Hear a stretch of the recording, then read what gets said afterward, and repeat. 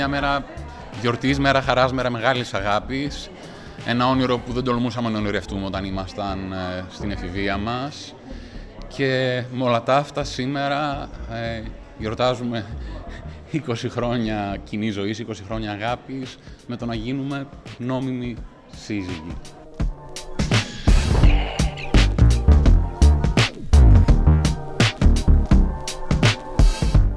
Είναι χρέος μας για κάθε πολίτη της Αθήνας να μπορεί να αγαπά, να ζει και να αγαπά όπως εκείνος επιλέγει, και για αυτό το λόγο προχωράμε με πολύ μεγάλο θάρρος αυτές τις δράσεις.